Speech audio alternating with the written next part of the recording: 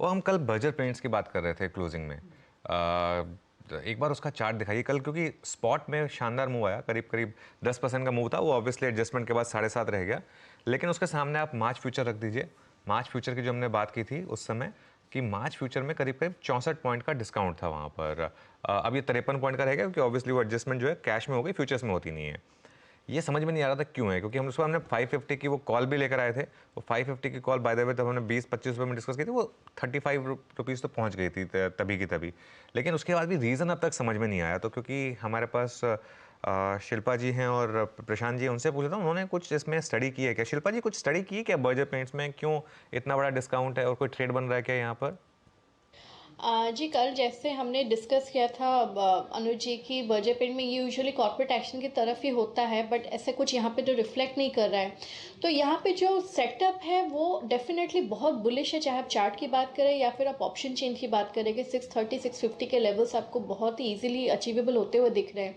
तो यहाँ पे मुझे लगता है आज ओपनिंग में ये थोड़ा एडजस्टेड प्राइस में आपको मिलना चाहिए spot and futures. Then we should take a trade. अगर ये 600 के ऊपर सस्टेन करता है then it is a very clear cut buy for targets of 650 to 660 in this series.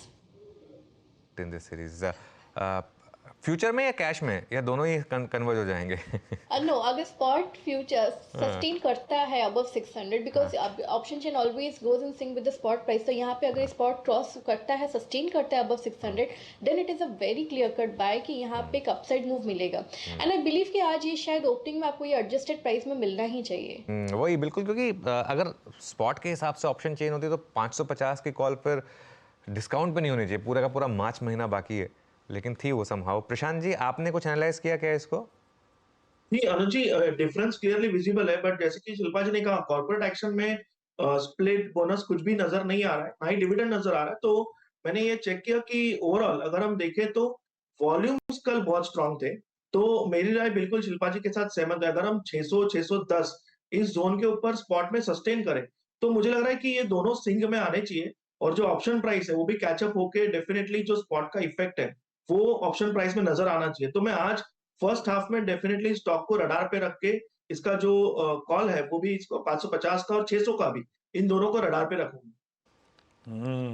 चलिए भाई, ये डाइवर्जेंस था दोनों के भाव पे, इसीलिए मेंशन, और कुछ ऐसा नजर नहीं आता कोई वैलिड रीजन।